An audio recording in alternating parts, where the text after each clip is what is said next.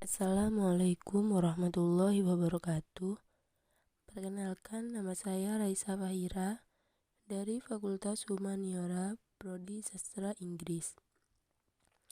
Ingin menyampaikan hasil resum tadi. Yang pertama disampaikan oleh Dr. Halimi MPD sebagai Wakil Dekan Bidang Akademik tentang sistem pendidikan di perguruan tinggi. Di UIN Malang, sistem pendidikan itu ada sistem kredit semester atau yang dinamakan SKS.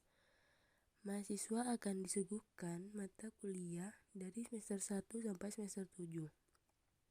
Dan semester 8 fokus pada skripsi. Beban yang akan diambil mahasiswa di kredit ini adalah sebanyak 150 SKS. Ditempuh dan dalam kurun waktu 8 semester. Setiap mata kuliah 2 SKS. Kalau skripsi setara dengan 3 mata kuliah.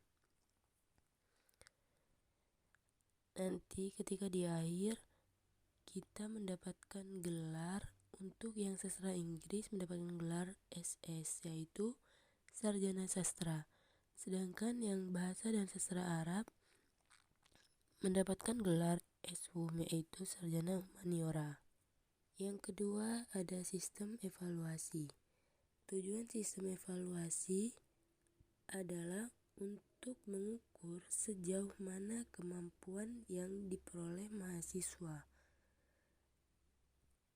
Dan bisa diukur dengan UTS dan UAS atau penilaian proyek atau presentasi mata kuliah. Semua kegiatan di perkuliahan itu dinilai. Akumulasi akan diperoleh IPK. Dan nilai-nilainya ada A, B, C, dan D.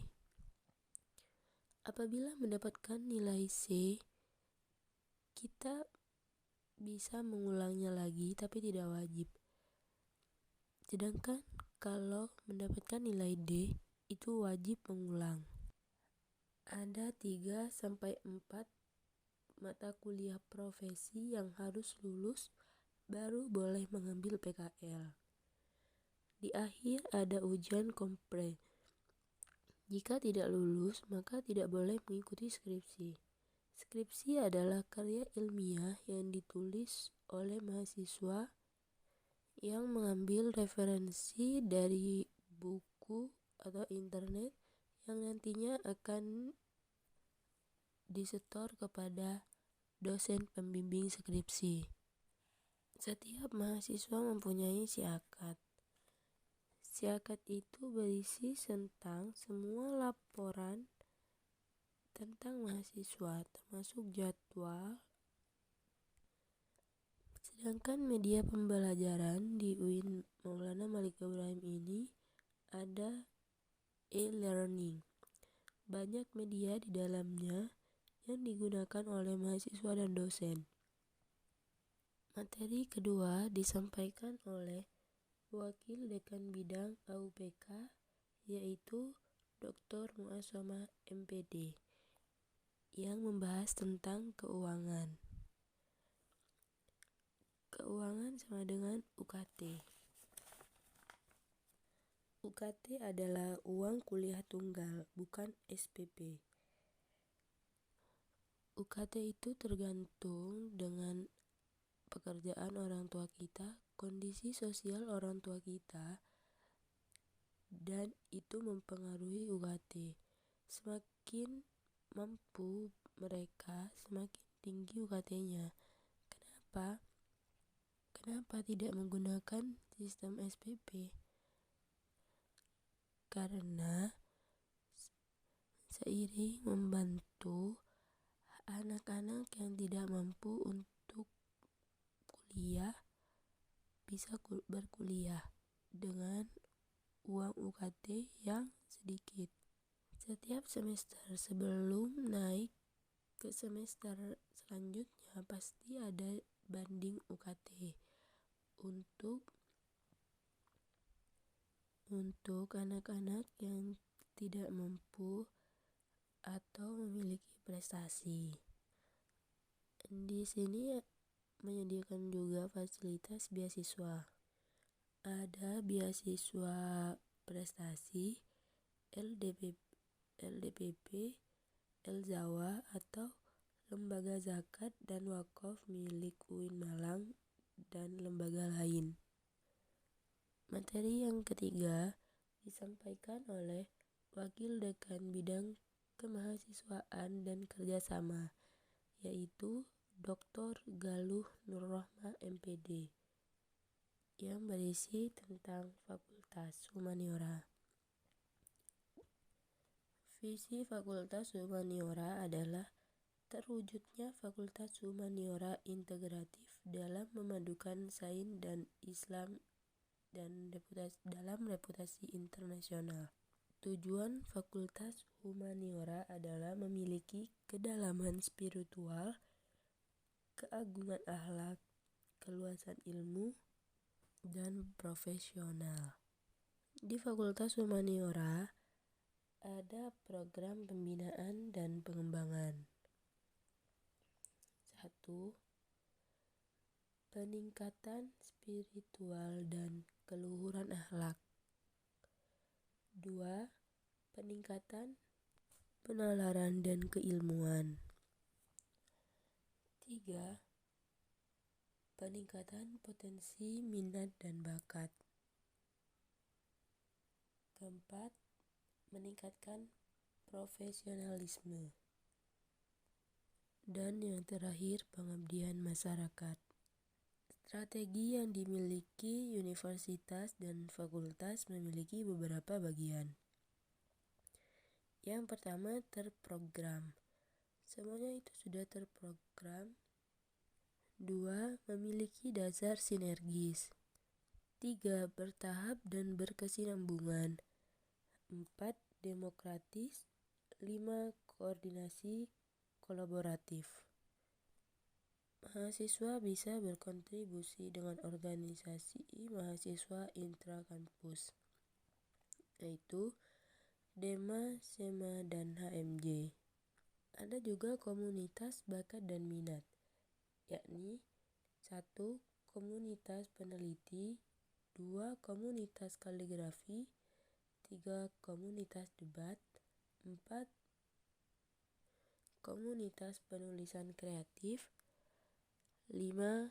Komunitas karawitan, 6. Komunitas tari, 7. Komunitas film, 8. Komunitas jurnalistik, dan yang terakhir Al-Jalalain. Keuntungan surat kredit kegiatan mahasiswa atau SKKM. 1. Semua kegiatan yang dilaksanakan mahasiswa, baik yang bersifat akademik maupun non-akademik, diakui dengan pemberian bobot tercantum di dalam SKKM. SKKM digunakan sebagai syarat ujian komprehensif. Syarat SKKM adalah 250 kredit. Hak-hak mahasiswa: 1. Memperoleh pendidikan, bimbingan, dan pengarahan. 2. Menggunakan dan mengembangkan kebebasan akademik secara bertanggung jawab. 3.